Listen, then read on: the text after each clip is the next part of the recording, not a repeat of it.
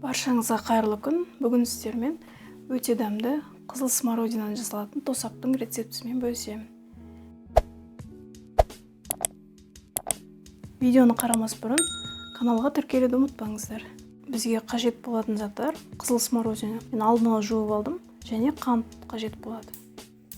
Ең алдымен отымызға, газымызға осындай асты қалың темір ыдысымызды қоямыз.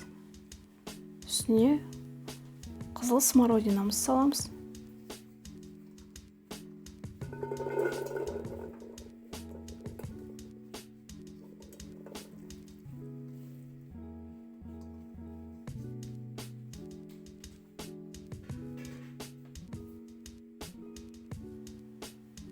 Қантымызды саламыз.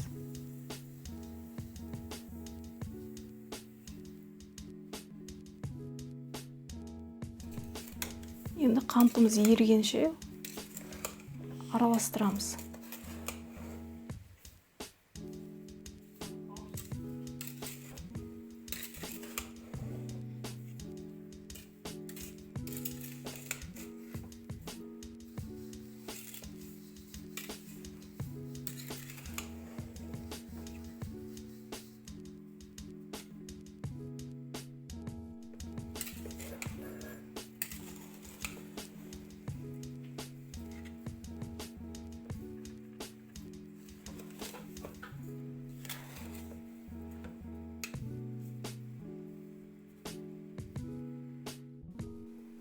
Міне қантымыз осылай толықтай еріген кезде енді қайнағанын күтеміз.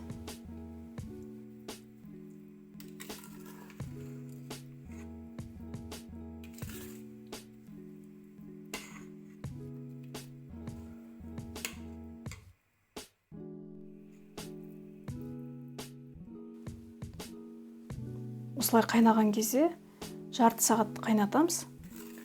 Сосын өшіріп толықтай суытамыз.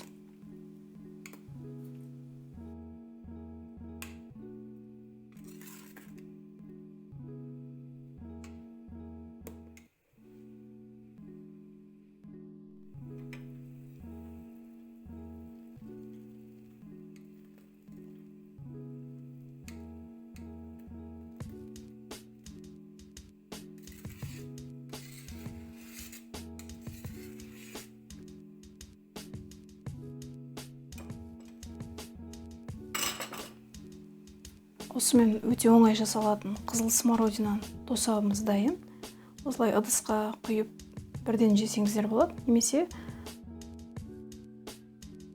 немесе банканы стерильдеп банкамызға құйып қысқа сақтасаңыздар болады.